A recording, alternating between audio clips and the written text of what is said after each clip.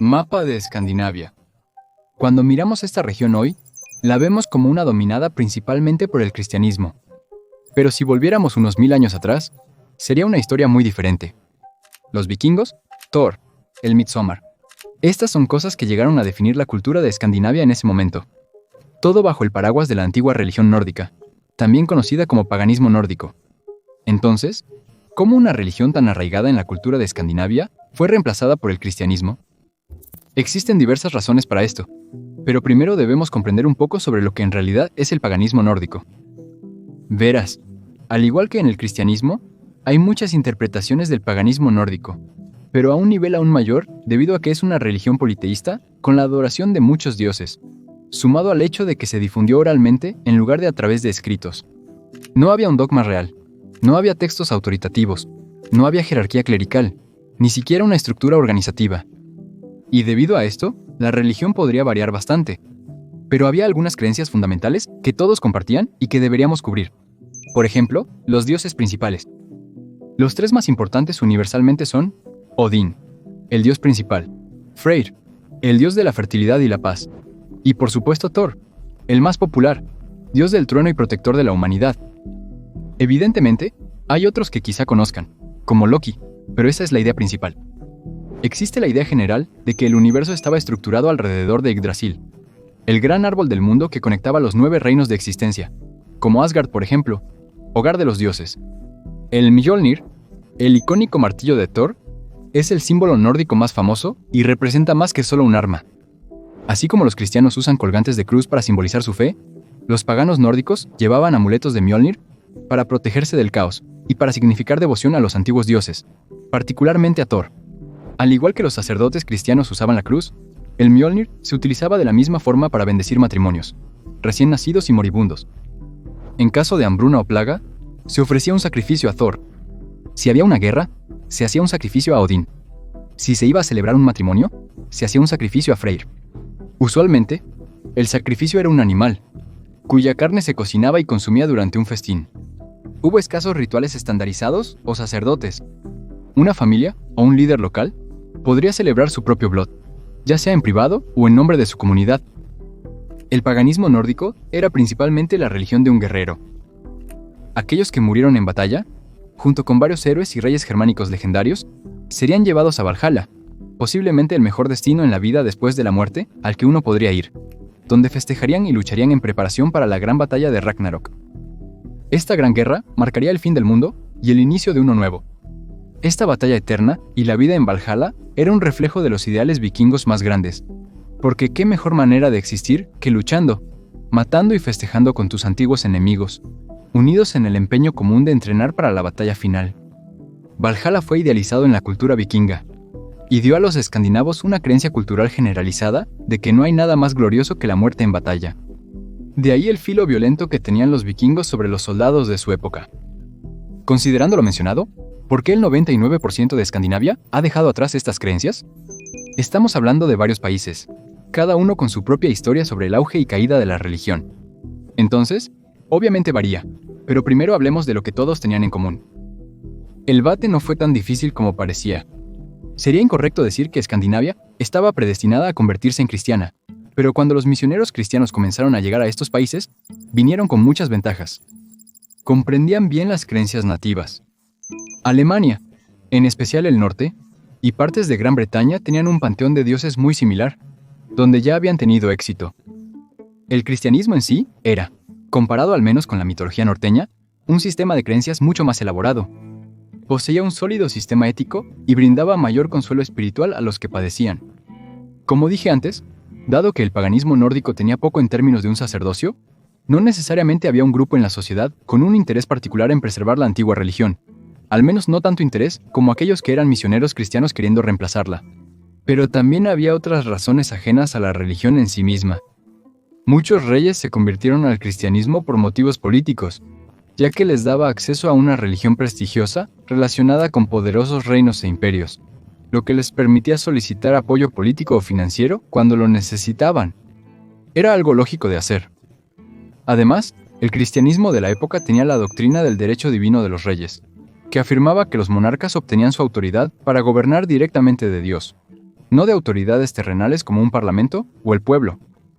Esto daba más legitimidad a un rey cristiano que a uno pagano para gobernar. En la Escandinavia pagana, para convertirse en rey, uno necesitaba tener suficientes guerreros de élite bajo su control como respaldo militar. Pero estos guerreros tenían que ser continuamente apaciguados con regalos, cosas como joyas y oro, para que un gobernante pudiera mantener su poder. Así que era un asunto bastante caro. Si alguien con más riquezas llegaba, eso era todo lo necesario. Estos factores eran importantes, ya que el cristianismo creció en Escandinavia desde un enfoque de arriba hacia abajo. Los reyes, señores y jefes se convirtieron primero, a menudo por estas razones, y su gente los siguió, convirtiéndose junto a ellos. Recuerda, no había separación de la Iglesia y el Estado en este momento, por lo que el poder religioso y político iban de la mano. Después de que la dirección política se convirtió, las leyes que apoyaban al cristianismo y suprimían las viejas costumbres ayudaron a aumentar la presión hacia la cristianización. Pero como dije antes, cada país tiene su propia historia, y tendría más sentido comenzar con Dinamarca, el primer país escandinavo en convertirse al cristianismo. Era natural que Dinamarca fuera la primera, por ser el país más cercano de los tres en proximidad al Sacro Imperio Romano y al resto de Europa. Esto implicaba un contacto frecuente con los cristianos, siendo sus socios comerciales. Aunque la historia del cristianismo en Dinamarca realmente comenzó con la misión de San Willibrod entre los daneses en el siglo VIII, intentando convertir al entonces rey Ogdenus. Esta fue la estrategia en cada país: convertir al rey y luego los demás seguirían, como se discutió. Aunque hubo algunos éxitos muy leves en el siglo que siguió, con el rey danés Harald Clark convirtiéndose para recibir apoyo político de los francos, no resultó en nada, ya que fue depuesto solo un año después. Solo realmente ganó una fortaleza en Dinamarca después del bautismo del rey Harald Bluetooth en 965. Aunque las versiones oficiales de cómo se convenció al rey pagano para convertirse varían, solo hay dos principales. La primera es que un sacerdote llamado Popel lo convenció de aceptar que solo hay un verdadero Dios, y que las deidades paganas eran en realidad demonios, al llevar un gran pedazo de hierro ardiente en su mano sin dañarlo alrededor de 965. Sus hijos también fueron convertidos, y pronto Harold prohibió a sus súbditos adorar a los dioses paganos, ordenándoles convertirse al cristianismo. La otra, quizás más realista, es que Harold fue bautizado en presencia del emperador Otto el Grande, en un intento por mejorar su relación con el Sacro Imperio Romano. Después de su conversión, erigió una enorme piedra rúnica tallada, parte de lo que se conoce como las Piedras de Kelling, donde escribió, y cito, ganó toda Dinamarca y Noruega, y convirtió a los daneses al cristianismo, junto a una representación de Cristo crucificado. Por eso, se le conoce comúnmente como el certificado bautismal de Dinamarca. Harald permitió que los misioneros vinieran y convirtieran gradualmente a la población. Evidentemente, Dinamarca no se convirtió de inmediato al cristianismo con esta proclama. Los vikingos, en cualquier país pagano, consideraban la nueva creencia como un complemento a los dioses nórdicos. No era solo una elección entre la religión antigua y la nueva. La creencia de los vikingos en muchos dioses significaba que era posible que el nuevo dios cristiano, Cristo, fuera adorado junto a dioses como Thor y Odín, al igual que como el signo del martillo de Thor fue fácilmente absorbido por la cruz. La mayoría de la era de conversión no aceptó el cristianismo como un paquete listo de creencias y prácticas. En cambio, aceptaron solo unas pocas ideas a la vez. Los misioneros cristianos ayudaron astutamente a este proceso, ubicando los sitios religiosos en Dinamarca en manantiales sagrados, bosques de playa magníficos o cimas de colinas aisladas. Los misioneros solicitaron la construcción de capillas en aquellos sitios. Con el tiempo, la importancia religiosa del lugar se transfirió a la capilla. El cristianismo comenzó a ganar un verdadero terreno. Otra influencia cristianizadora fue la emigración masiva de daneses a Inglaterra y Normandía en los años vikingos. Miles de daneses se asentaron en el centro-este de Inglaterra y el norte de Francia, desplazando o casándose con los locales que eran cristianos. Cuando parte de un clan danés se convertía al cristianismo, solía suavizar la perspectiva del resto de la familia hacia esta religión. Después de las incursiones vikingas en Europa, llevar esclavos cristianos o futuras esposas a Dinamarca puso a muchos daneses comunes en contacto cercano con los cristianos frecuentemente. A inicios del siglo XI, durante el reinado del rey Canuto IV, posteriormente conocido como San Canuto, se puede afirmar que Dinamarca era una nación cristiana. El siguiente país en ser cristianizado fue Noruega, y esto ocurrió de una manera mucho más violenta y forzada. Ahora, es importante recordar que en este tiempo y hasta el año 1015, la parte sur de Noruega estaba bajo el dominio danés, por lo que la cristianización se completó antes allí. El cristianismo se propagó del sur y oeste de Noruega hacia el norte. La conversión de Noruega puede atribuirse a 4 reyes: Haakon el Bueno, Harald Greycloak, Olaf Tryggvason y Olaf Haraldsson, todos los cuales fueron bautizados en el extranjero en los siglos X y XI. Aunque Haakon y Harald lograron algunos avances menores en la difusión del cristianismo por todo el país, con el uso de misioneros, ambos fueron finalmente exiliados por jefes paganos descontentos como resultado. Fue con Olaf Tryggvason, quien gobernó desde 995 hasta el 1000 que se convirtió el país. Aunque su vida temprana es complicada, él era el bisnieto del rey Harald Firhair, afirmando que tenía legitimidad para el trono de Noruega. La historia narra que tras años de innumerables incursiones, desembarcó en una isla de Scilly. Había escuchado de un vidente cristiano que vivía allí, pero quería probarlo primero, así que envió a uno de sus hombres a suplantar su identidad. Pero el vidente no fue engañado, así que Olaf visitó al ermitaño, ahora convencido de que era un verdadero adivino. El vidente le profetizó que sería un rey famoso, lograría hazañas memorables y conduciría a muchos a la fe cristiana y al bautismo. Para probar la profecía, el vidente le dijo, y cito, «Cuando llegues a tus barcos, muchos de tu gente conspirarán contra ti. Y luego seguirá una batalla en la que muchos de tus hombres caerán, y tú serás herido casi hasta la muerte, y te llevarán sobre un escudo a tu barco. Sin embargo, después de 7 días estarás bien de tus heridas, e inmediatamente tú mismo serás bautizado». Tras la reunión, los amotinados hirieron a Olaf, pero sobrevivió. Como resultado, se convirtió al cristianismo en 994, un año antes de ser rey de Noruega. Tras ser coronado rey, Olaf visitó regiones de Noruega que habían estado bajo el dominio danés. También le juraron lealtad. Luego exigió que todos se bautizaran, y a regañadientes, la mayoría accedió. Olaf priorizó fuertemente la conversión del país al cristianismo durante su mandato. Se ha sugerido que sus ambiciones eran gobernar una Escandinavia cristiana unida. Le dijo a sus hombres que toda Noruega sería cristiana o moriría. Utilizó la conversión forzada a través de medios como el exilio, la toma de rehenes, el abuso y la muerte para aquellos que se negaban, así como la quema de templos paganos en todo el país. En las regiones del norte cerca de Vik, la resistencia al cristianismo fue mayor, pero Olaf trató a los rezagados con clemencia. En un año, entre su espada y su hacha, había reclamado todo Vik para Cristo y desafió a cualquiera a afirmar lo contrario. A través de estos métodos violentos, cada parte de Noruega se convirtió en cristiana, al menos de nombre. No solo convirtió a Noruega, también bautizó al explorador Leif Erikson, quien llevó un sacerdote a Groenlandia para convertir el resto del territorio. La conversión de las Islas Feroe fue similar. Olaf envió a un noble cristiano feroés llamado Sigmundur Brestesen para convertir a los feroeses alrededor de 997. Sigmundur, cuya familia fue exterminada en una disputa local, regresó del exilio y recuperó el poder con la condición de difundir el cristianismo en su tierra natal. Comenzó a convertir a la gente, pero la resistencia fue feroz, especialmente de un poderoso jefe pagano llamado Trondur de Gorta, quien movilizó a los agricultores contra él. Sigmundur y sus hombres entraron por la noche a la casa de Trondur y lo amenazaron con una espada, exigiendo que aceptara ser bautizado, a lo que accedió. Con su líder derrotado, los paganos de las Islas Feroe se rindieron rápidamente y adoptaron el cristianismo como nueva religión. En el año 1000, envió misioneros cristianos a Islandia, pero cuando eso fracasó, Olaf amenazó con castigar a los islandeses que vivían en Noruega y posiblemente cortar el comercio con Islandia a menos que se convirtieran. Un problema grave, ya que Islandia dependía mucho de las importaciones. En su Asamblea Nacional ese año, se desató un debate en cuanto al paganismo nórdico o al cristianismo. Finalmente, un respetado orador de la ley llamado Orgir Orkelson, quien él mismo era pagano, decidió que Islandia se convertiría al cristianismo, principalmente para preservar la unidad y la paz. Olaf también convirtió al cristianismo a la gente de las Islas Shetland y Orkney. Se puede afirmar que él fue el principal responsable de la cristianización de Noruega y de muchos otros lugares.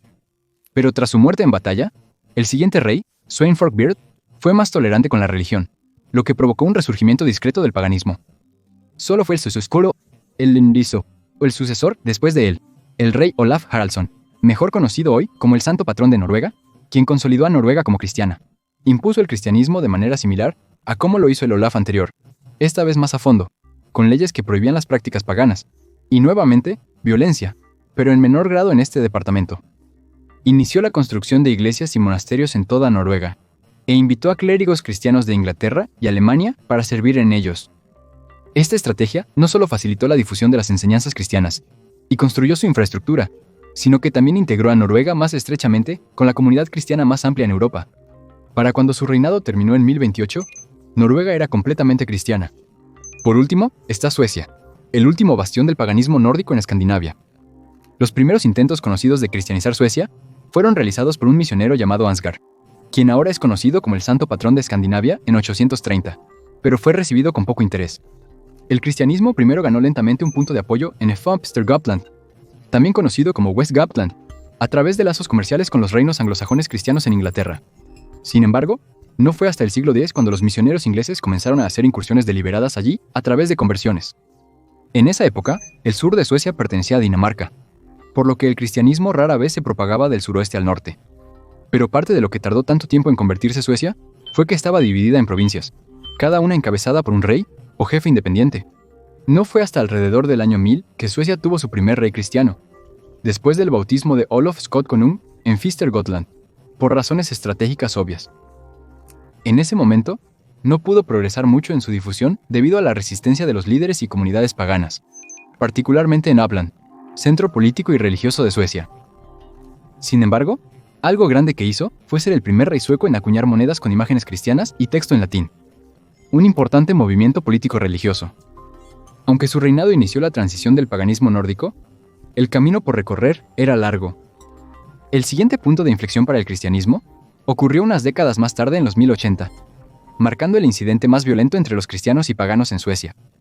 El rey reinante Inger, que era tanto popular como un devoto cristiano, se vio obligado a abdicar después de decidir poner fin a los sacrificios paganos tradicionales en el templo de Uppsala, la capital religiosa del mundo nórdico, lo que causó una contrarreacción pública. Fue apedreado y perseguido hasta el exilio. Mientras tanto, su cuñado, Blodswein, aprovechó la oportunidad y fue elegido rey con la condición de permitir que los sacrificios continuaran. El paganismo floreció durante este tiempo, pero solo fue un corto periodo, porque 3 años después, Inger regresó secretamente a Suecia en 1087, y habiendo llegado a Uppsala, rodeó el salón de Blodswein con sus seguidores y prendió fuego al salón, matando al rey mientras escapaba de la casa en llamas. Así, Inge una vez más recibió el reino de Suecia, y restableció el cristianismo y gobernó el reino hasta el final de su vida. También se cree ampliamente que el rey Inge fue quien quemó el templo en Uppsala, según fuentes de la Edad Media tardía. Y solo quiero hablar un poco más sobre este templo en Uppsala porque era icónico, si no místico, y capturó la imaginación de historiadores, arqueólogos y entusiastas de la mitología nórdica, similar a cómo el ahora destruido templo de Salomón es visto como legendario en el Antiguo Testamento. Ubicado en lo que ahora es Gamla Uppsala, se decía que el templo estaba completamente adornado en oro. En su interior, albergaba estatuas de 3 dioses nórdicos principales sentados en un trono triple: Thor, Odin, Freyr. Junto al templo había el árbol sagrado, con ramas extendidas que siempre estaban verdes tanto en invierno como en verano. La especie del árbol sagrado era desconocida, ya que estaba incluso menos documentada que el templo. En este templo ocurrieron muchos rituales dementes, de los cuales probablemente no puedo hablar en YouTube.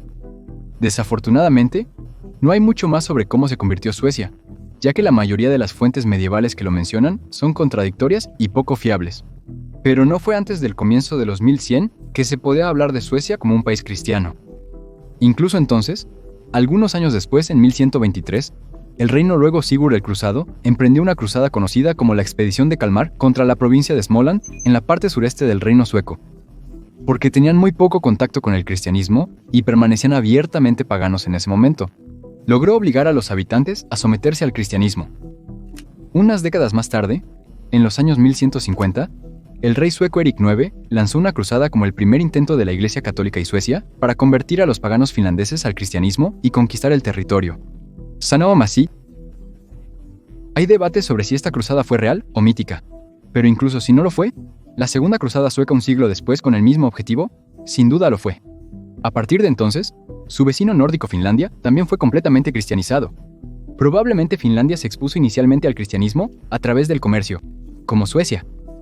Así es como los países nórdicos, incluida Escandinavia, pasaron del paganismo al cristianismo. Gracias por ver, y no olvides suscribirte para más contenido como este. Nos vemos en el próximo.